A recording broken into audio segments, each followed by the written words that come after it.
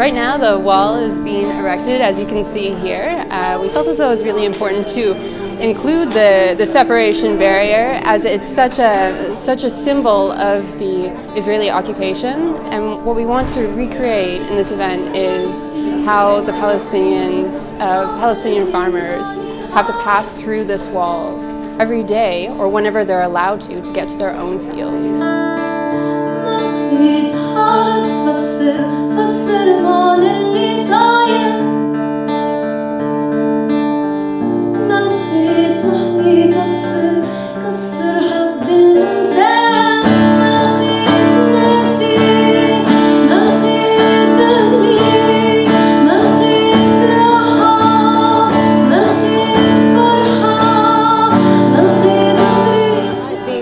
Zatoun was started in Toronto by Robert Massoud, who is a Palestinian Canadian, and as a Palestinian he wanted to be activist in some way, and he started this. So he's actually the one that spends time in Palestine meeting the farmers and making sure it was fair traded by the Swiss and so on. To keep a viable income is olives and olive oil, so it's terrible for them to have the wall, chopping away their trees, burning trees, stealing trees, and the soldiers, tried to come to help a little bit, but really it's not a viable solution to the settlers who just are able to have free reign and take over the trees and the land. So the farmers really appreciate the solidarity and getting their oil out.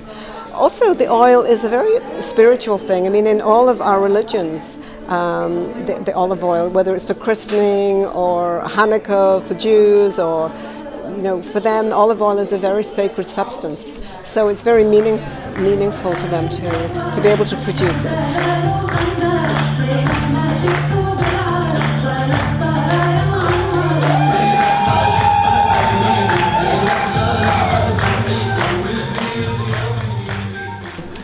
There's one village that we feature in the film that is it's a very old village where people actually still live in caves. It's in this one area, the West Bank, and staying in that village with that community that has lost access to its water and much of its grazing land, has had a number of its caves filled in and forced to move. Just that experience was so different from most of Palestine and most of the West Bank that it really had an impact on me, on people who are living with virtually nothing are still facing these kinds of pressures, and that had a big impact on me.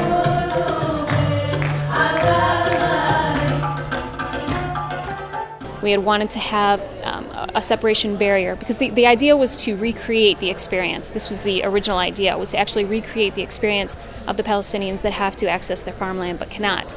So therefore we created the tickets as permits with a few of our case studies on it. We wanted to have this wall where people would actually cross through the wall, check their permit at the door, and go inside. The controversy that we did have was surrounding the soldiers. And so what we had wanted to do was have Israeli soldiers standing at the door to check the permits.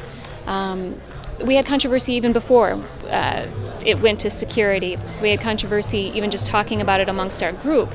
Some people said, I know people that are soldiers and they're good people, and so you have this kind of controversy, you have this kind of talk.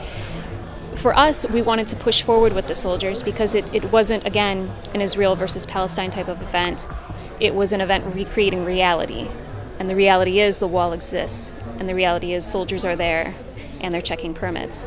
So this is what we wanted to do. However, the Concordia security decided that it would be too controversial to do that. And so just a couple of days before the event, we received an email saying that we couldn't have military uniforms, that military attire wasn't permitted, and that they strongly suggested that we not have the wall. No access to the borders, no access to the sea.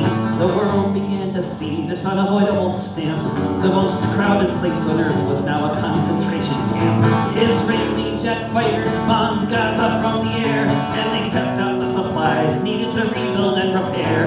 They kept out the convoys of humanitarian aid. Anemic children going hungry, crushed and burned in bombing raids from around